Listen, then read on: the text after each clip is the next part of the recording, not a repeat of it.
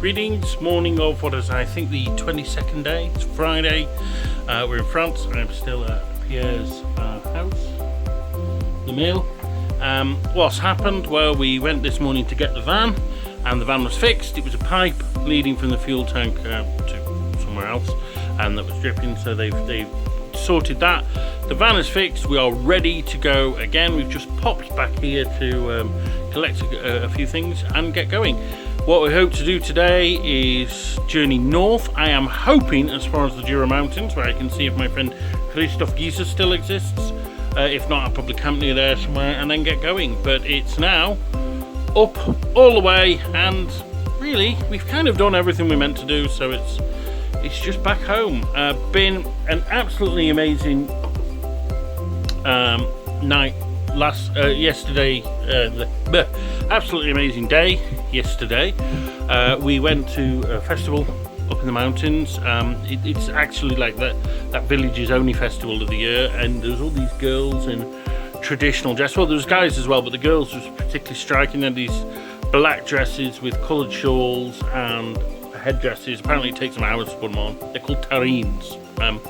And they parade through the village and then go up to the head of the valley. And what an amazing setting for a fete. You know, you've got this kind of village fete going on, and then behind this incredible alpine scenery with this crashing waterfall. Brilliant. And there was some folk dancing. There was animals. There were guys paragliding off the mountains and into the fete area. It was just brilliant. It was a really, really nice chilled out day. We also ate at a restaurant run by a friend of Pierre's, a Kiwi, and the food was incredible. Really, really special food. Tom had a chicken dish. I had a kind of trout with goat's cheese salad. Oh, unbelievable stuff. Yeah, really fantastic. And yeah, fantastic, just chilled out day, you know, just chilled out day. The problem is the phone, the battery ran out kind of quite early on in the day, so although Pierre's taken some photos, which is great, I didn't get many photos or videos, which is a shame. So you're just going to have to take my word for it on this. But yeah, so that's that. We're busy charging the phone up in the car now. I'm charging the computer up in Pierre's because he's got a lead that works to it. And we've just done the washing up because I wanted to say thank you to him. It's about the only way I can think of doing that. So yeah, that's that. Also, he's very kindly given me a framed photo that he's done of a North Korean. She's like one of the attendants in the ice rink, and it's really, really powerful image. He's got a version in the house, so I'll show you the version in the house. But it's like, whoa, what an amazing special present that is. So I have to say, Pierre, you have kind of saved our lives. You know, the van screwed up, we could have been in a real mess, and we've actually had 2 fantastic nights and 2 great days with him. And saying it's a guy I met on holiday essentially. Fantastic, absolutely brilliant. We had some really quality chats about travel and various other things. Yeah, it was great. So there we are. In fact, what I will do though now is I will show you that image. So wait a sec. But yeah, he's given us a copy of this. What a powerful image.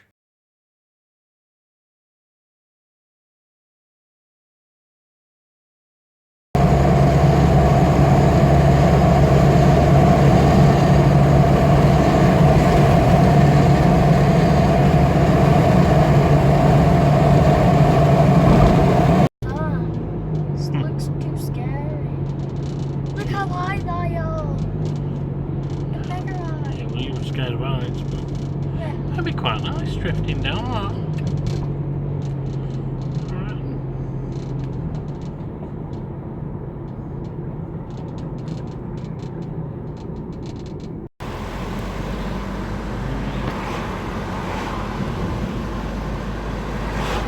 Cyclists help.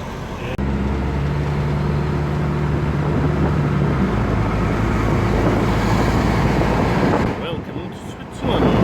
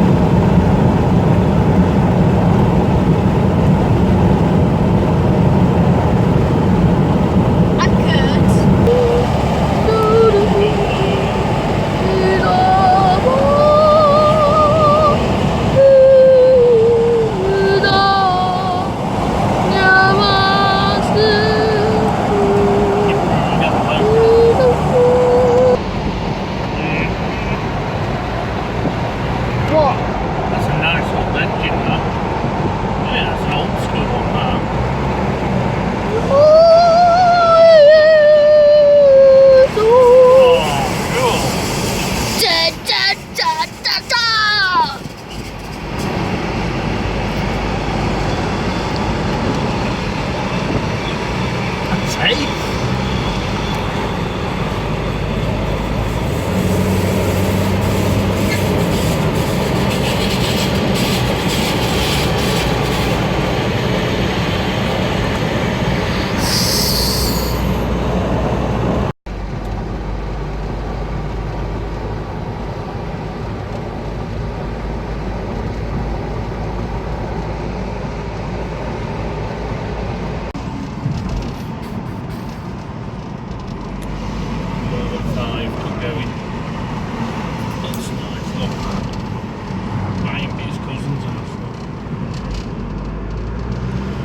That is cousin's house. Might be, I'm not sure.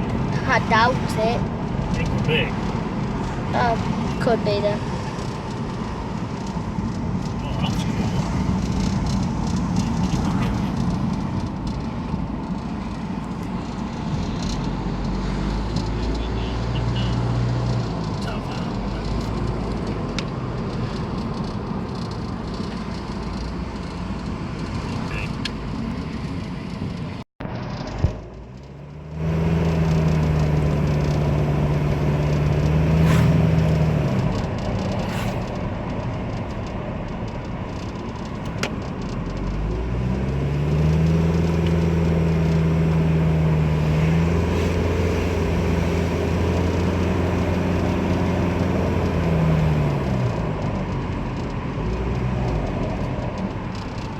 Now in the village of Lefouet, and area around here.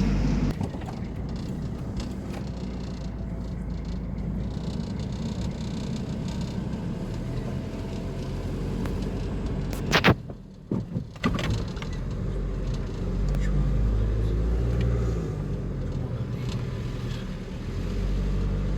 One of these.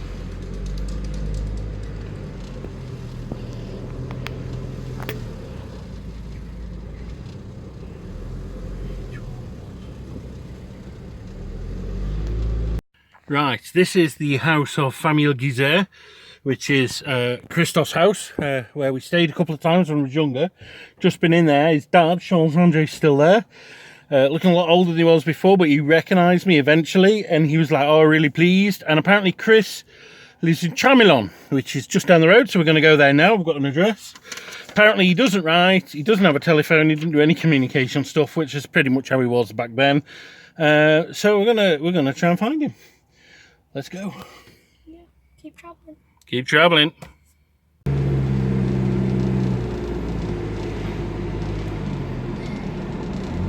I'm in 69. 69. Probably here then.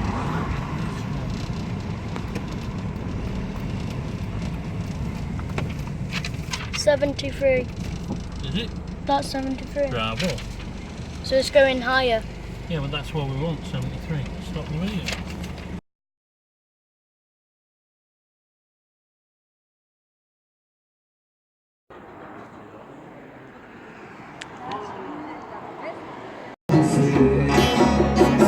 Je ne peux plus m'en passer, je suis grillé, intoxiqué.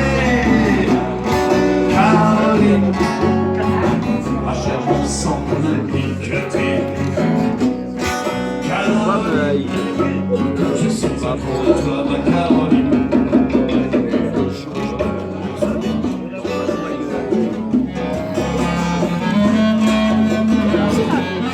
Past leads to pain. Past leads to freedom. You did a massive clarinet solo. Yeah, I heard it. Tom. Never traveled, never traveled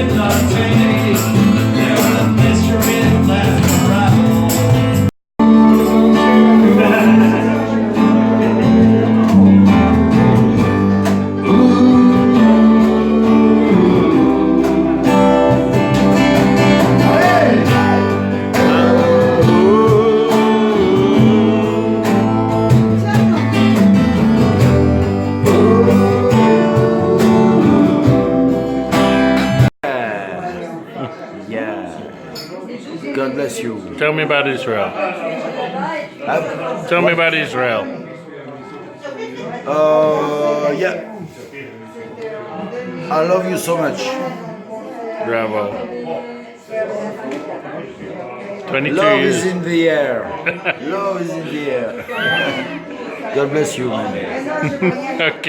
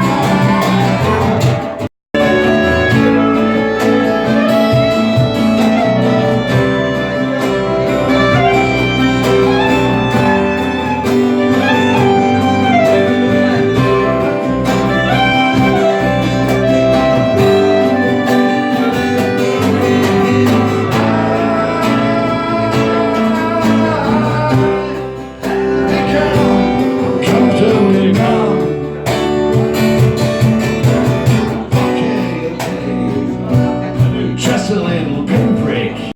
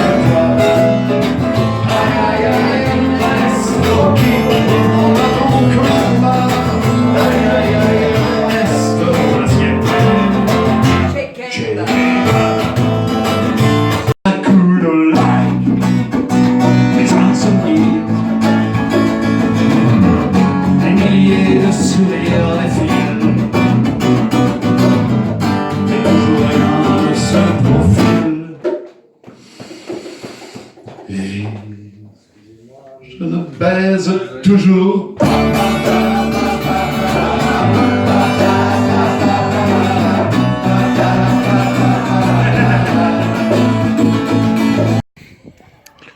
Okay, so this is my blog at what I think is the end of day 22, maybe 21, who knows.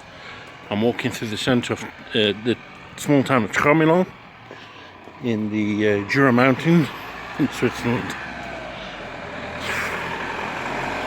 What can I say? It's been a bit of an emotional day for me. So my job today, my task was to set out to find Christophe Guizet. He's a friend of mine from a long time ago.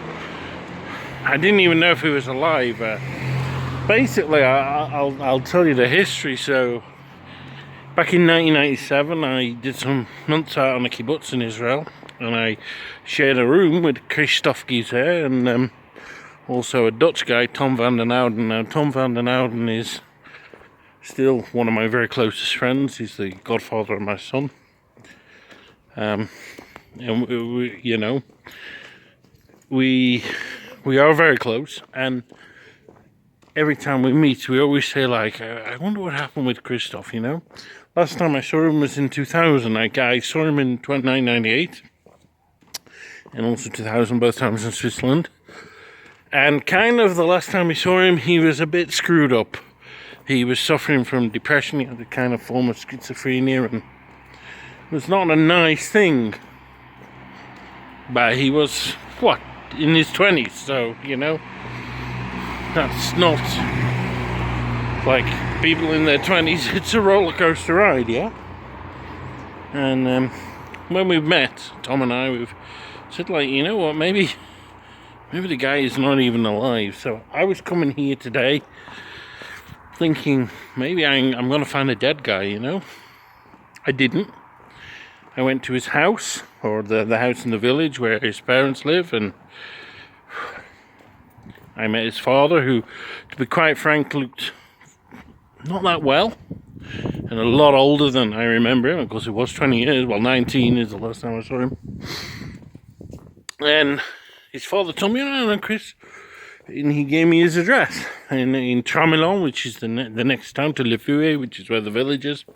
So we went down, he wasn't in, and there was a girl in the house, and she said, like, yeah, he'll be at the bar by the kebab house. So we found him, he was in there, and it was kind of nice. I mean, it was a pretty wow moment, because I walked in the bar and I got my, like, North Korea t-shirt on, and the guy turns around for the bar and he goes, "Hey, I'm communist," and I just pointed at him and I go, "Christophe Guizet," and he's like, you can say, he's like, "Who the fuck are you, you know, like, who is this guy?" And I go, "Christophe Guizet," and he's like, "Who is this guy?"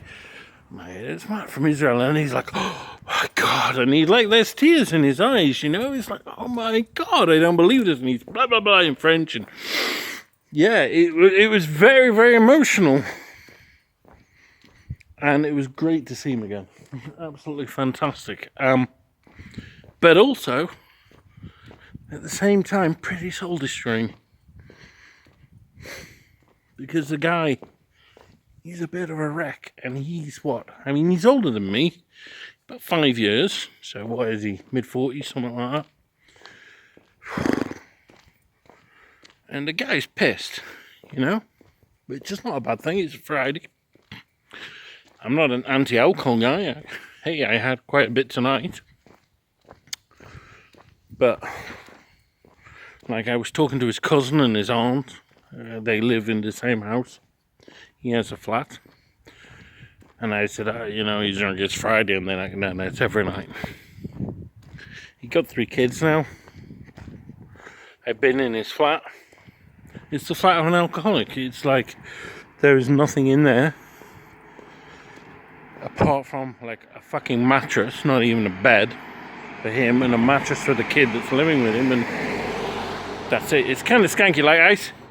Like I said to my son, I said, "This is Christophe," and the moment he's out of earshot, because our Tom's not stupid, he goes, "That's not what I expected. That is a messed up guy." I expected, I don't know, some kind of responsible guy, when I heard he'd got 3 kids, because the dad said he'd got 3 kids. That's a messed up guy. And that kind of hurts, because, like, Chris is a good guy. Like, he's a guy I had a lot of respect for. Like, initially, hey, don't take this the wrong way, Tom, when I met the two, I preferred Tom, like him to Tom, because he was initially more friendly. You know? Over the years, me and Tom, we developed a very good relationship, but like, initially Chris was the welcoming one, you know? He's a fucking great guy. Like, he's a very good-hearted guy. He's an eminently likable guy. And when my son turns round and says, and with the innocence of a child, like, "That's a fucking messed up guy, Dad." Like, I didn't think you'd be taking me to meet a messed up guy. Okay, what do you do? And the thing is, like, I can't disagree with him, because the moment I look at him, I think, "Fuck, Chris, mate. Not you've aged, like your father's aged, like, dude, you're a mess." What do you do with that? It's like, and the thing is, I'm a religious man, as you know, and like, I don't know, like, he's a good guy. Like, God made this guy a nice guy, but he always made him susceptible to this kind of addiction. He was a very addictive guy, you know, like, he took a lot of drugs when he was younger. I don't think he's doing that now, but he don't need to. The alcohol's fucking him up on its own. On one hand, I'm glad my son's seen it, because there's a lesson about what is addiction like. Yeah, enjoy your drink. I have nothing against drinking. Nothing. But you know what? There's drinking and there's an addiction, and they're two different things. And like, we had nothing to talk about. Like, I spent most of the evening listening to music, not catching up with my friend. Now, with my cousin, who I knew probably far, well, I did know far less. Pierre, I knew far less. I mean, I met Pierre on one holiday, you know, that's the kind of sum total of my relationship with Pierre. We had loads to talk about. But Chris, what the fuck have you done? What the fuck have you done for 20 years? You stood in bars. That's what you've done. And you've got nothing to talk about. And it's heartbreaking. It's like, I'm kind of really upset about this. Because I so wanted to see Chris. And I so wanted to spend time with Chris. And I found Chris. And yet Chris isn't there. But he is there. But he's not there. And the nearest thing I can relate it to, and this might sound like a weird thing to say, is Alzheimer's. And that does sound like kind of fucked up. But like my gran had Alzheimer's, and I spent a lot of time and I did a lot of stuff for my gran. But for the last year or so of her life, maybe more, maybe 2-3 years probably, I didn't see anything of it. And I didn't even feel guilty about it because she wasn't there. Like, I did stuff with her until she was there. But then she was like still alive, but not there. And that's how I feel with Chris. It's like he's alive, but that ain't Chris. And I don't know, is this selfish of me? I don't know what to think. I don't want to remember that guy that I met tonight. Not that there was anything bad about him, because there wasn't. He was friendly, he was welcoming, he bought me drinks. But he had nothing in his head except, where's the next drink coming from? Now, we rang Tom, and Tom, you know, we had a chat with Chris, and obviously it was a lot shorter than me because it was like, hey Tom, hey man, you're a good man, yeah. And I appreciate there's a language barrier. Yeah, I get that. But then I spoke to Tom and I'm like, dude, it's like, the guy's fucked. And Tom says to me, he says, yeah, I want to remember the guy that we knew. That ain't him. So, what can I say about this final night in Switzerland? Well, it's been a good night. I listened to some amazing music. Fantastic band. I got on really well with the locals. And it was kind of like a throwback to my student days when I would come back to places like, you know, I'd go to Zurich, where Tom lived. I'd go to places like this, and like you're kind of something exotic. Like they don't see that shit normally, and you get to chat to all the locals. It's brilliant, and it was such great fun, and I really enjoyed that side of it. But Chris was there and not. I had a better relationship with some of just random locals I met, because all Chris was doing was drinking. He hadn't, I don't know. It's upsetting, and in a way, I'm glad my son's seeing that, because that's how addiction can take an almost perfect person, because Chris was that good. He was such an amazing guy, and totally, utterly fucked them up. But at the same time, I'm also like, I wish you hadn't seen that, because you will never look on that guy with respect. And I actually had a huge amount of respect for Chris, and in a way, I kind of love the guy. You know, we lived together for several months. I saw him after. I don't know. I'm happy and I'm sad, but actually, I'm more sad. I'm crying. I don't know. I can't say anymore. So, that's it from Tramelan in Switzerland. Keep traveling, if you can be arsed.